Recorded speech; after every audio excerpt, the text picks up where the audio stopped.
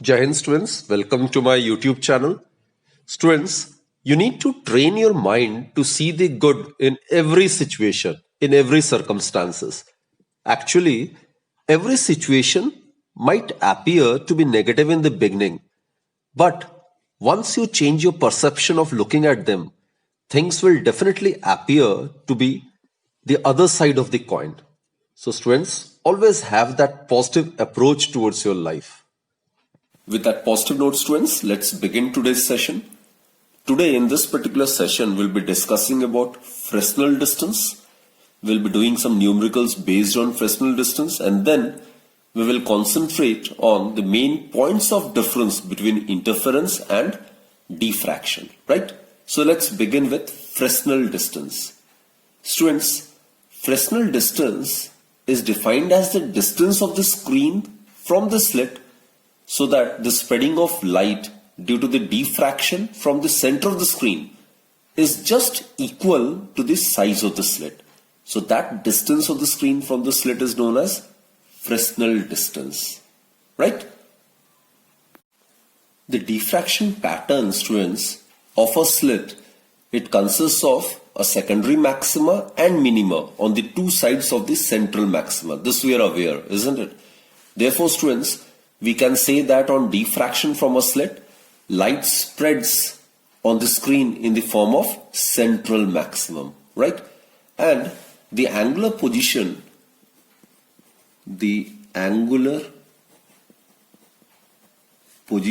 of first secondary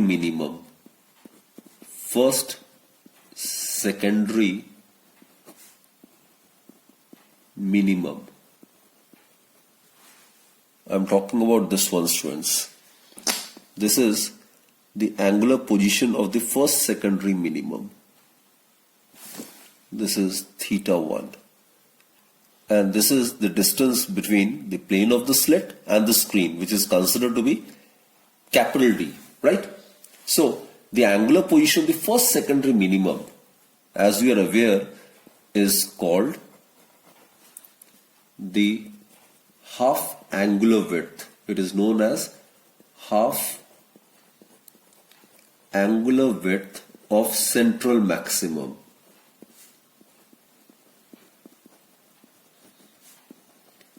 And the condition for obtaining the first secondary minimum is, we are aware, it is given by sine theta 1 is equal to lambda by a, isn't it?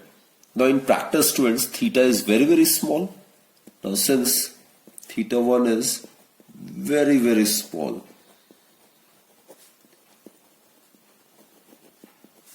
therefore sine theta 1 is approximately equal to theta 1, right? That is, theta 1 is equal to lambda by a.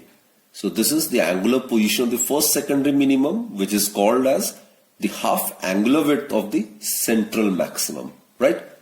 Now, we have considered the screen to be placed at a distance of capital D from the plane of the slit.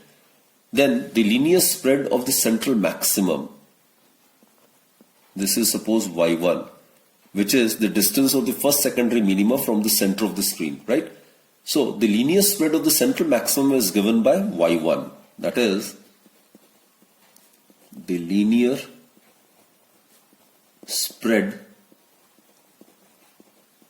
of the central maximum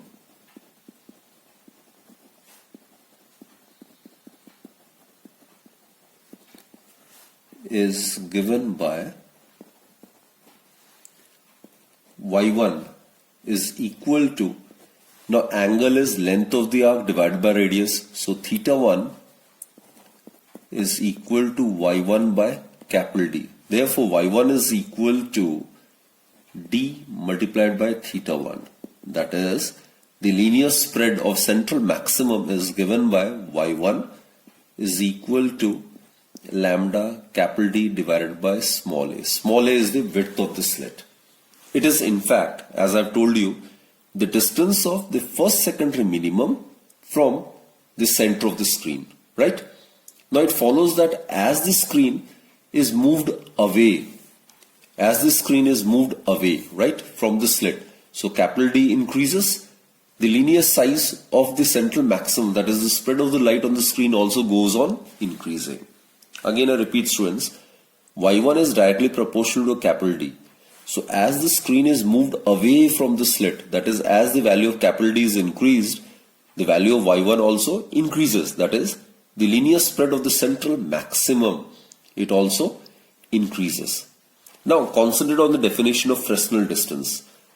When the distance between the screen and the slit becomes equal to the Fresnel distance, let us represent it by ZF.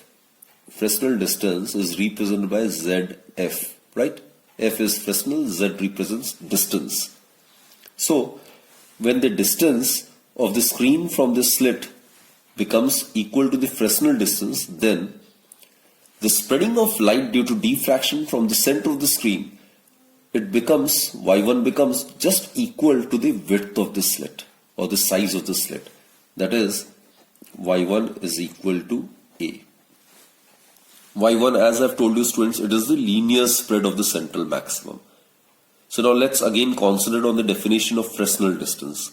Fresnel distance is defined as the distance of the screen from the slit at which the spreading of light due to diffraction from the center of the screen becomes equal to the width of the slit, right? So substituting these values over here, we get,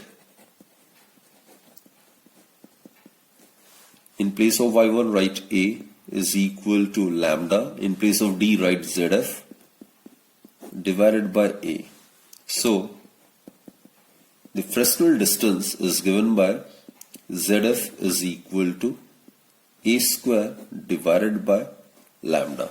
So this is the expression for the Fresnel distance.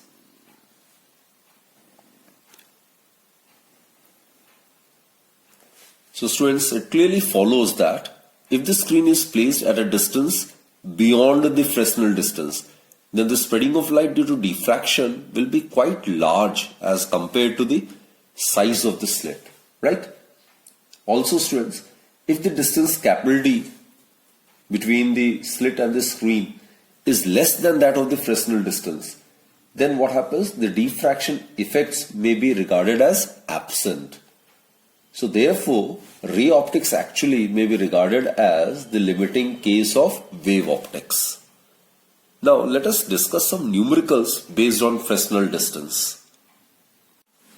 Light of wavelength 600 nanometer is incident on an aperture of size 2 millimeter, right? We are supposed to calculate the distance up to which the ray of light can travel such that its spread is less than the size of the aperture. So here let us note down the given information. The wavelength is given to be 600 nanometer, which in SI it would be equal to 600 into 10 raised to power minus 9 meter, right? The width of the slit, that is given to be 2 millimeter.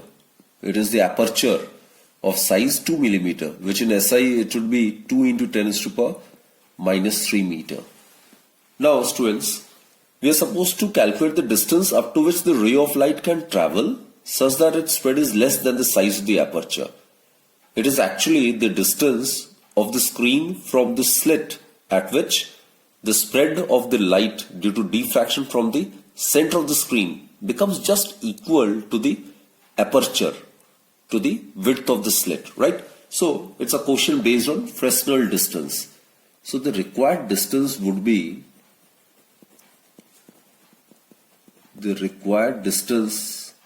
the Fresnel distance, and that is given by A square divided by lambda.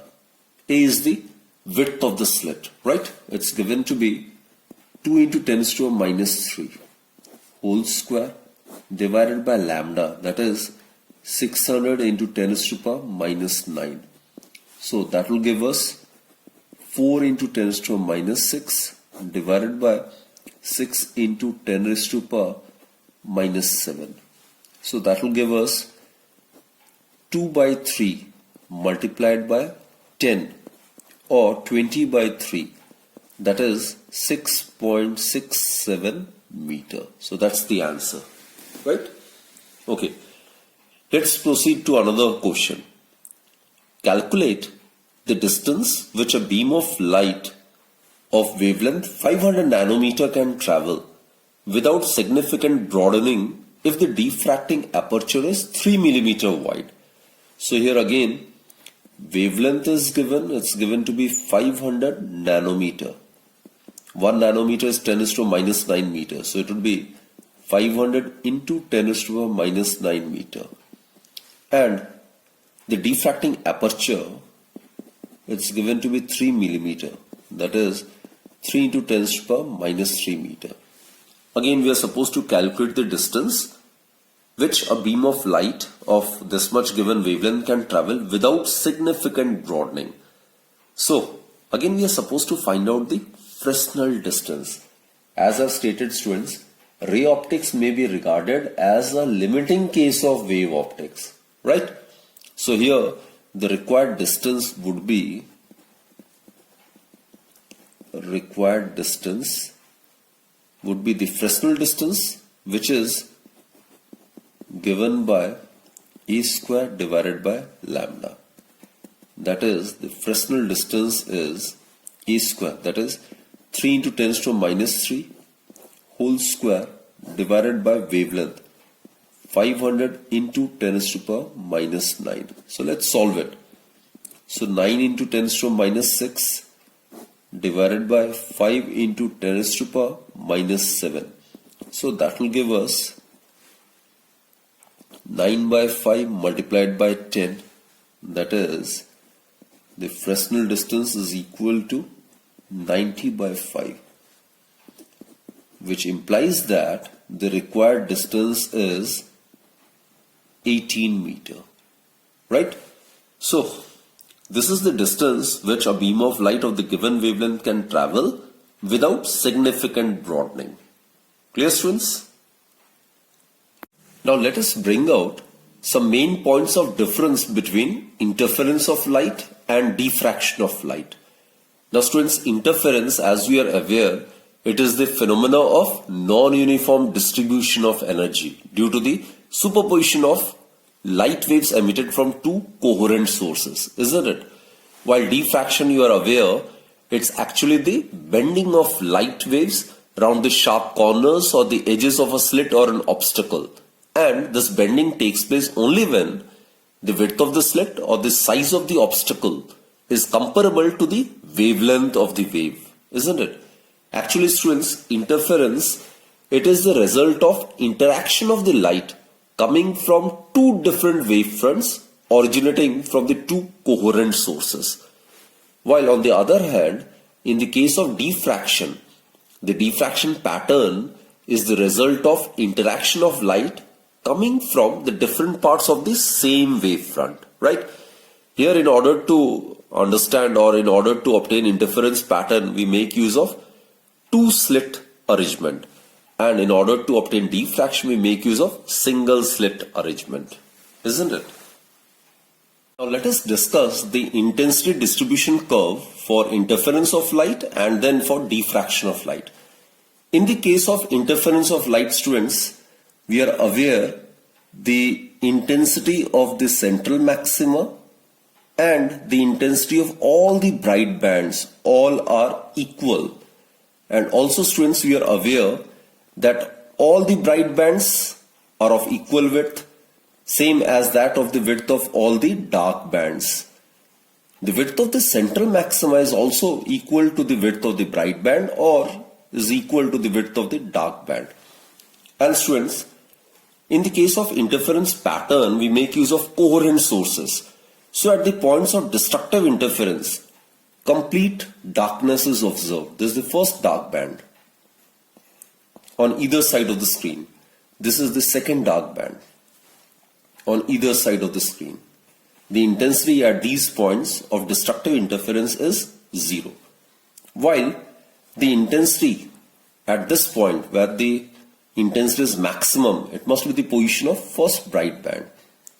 Its intensity is same as that of the central maximum, right? So B1, B1, these are the positions of the bright band on either side of the center of the screen. So students, intensity of all the bright bands including the central maxima is same. The intensity at the positions of dark band is completely zero. So complete darkness is observed at the points of dark band or destructive interference, right? In the case of diffraction pattern, students, we are aware the intensity of the central maximum is maximum. Here, the entire part of the slit is used, while the intensity of the first secondary maxima, in that case, we make use of only 1/3 part of the slit, because first two parts send wavelets in opposite phase and then they obviously tend to get cancelled out, isn't it? Because crest of one wave falling on the trough of other, so they will tend to nullify the effect of each other. So only 1/3 part of the slit is used in the formation of first secondary maxima, and accordingly the intensity of the first secondary maxima would be 1/3 the intensity of the central maxima. And in the case of students, the second secondary maxima, what happens is we assume the slit to be divided into 5 equal parts, and the second secondary maxima is due to the wavelets from the 5th part only, because first 4 parts send wavelets in opposite phase and again they nullify the effect of each other, isn't it? And therefore the intensity of the second secondary maxima is 1/5 the intensity of the central maxima. So the intensity of the secondary maxima goes on decreasing. Like this, it will go on decreasing. The intensity of first secondary maxima is 1/3 of the central maxima. The intensity of second secondary maxima will be 1/5 the intensity of the central maxima. Clear? And regarding the width of the central maxima, it is equal to twice. The width of the central maxima is twice the width of the secondary maxima or the secondary minima. So this is the center of the screen, point O. This is the position of the first secondary minima, which is at a distance of lambda by A from the center of the screen, right? This is the position of the second secondary minima, which is twice lambda by A. This is the distance of the third secondary minima from the center of the screen. It will be 3 lambda by A. Right? So, this is, students, the first secondary maxima. It is the first maximum whose intensity is 1/3 the intensity of central maximum. This is the second maximum. Its intensity is 1/5 times the intensity of the central maximum.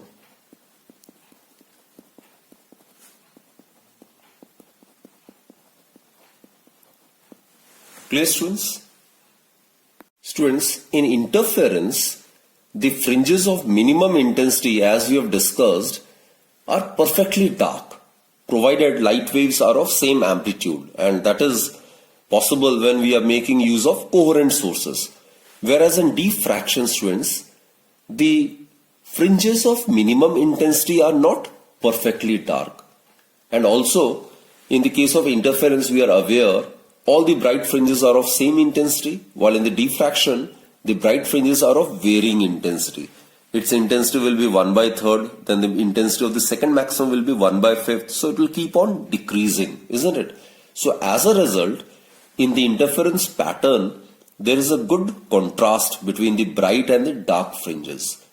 While on the other hand, in the case of the diffraction pattern, the contrast between the bright and the dark fringes is comparatively poor, right? So these were some essential points of difference between interference and diffraction. So students, I hope you have understood the basic concepts related to interference and diffraction, right? So students, keep studying well, and let us conclude this session right now. And do join me in my next lecture then. Till then, do take very good care of yourself and thank you for watching my videos.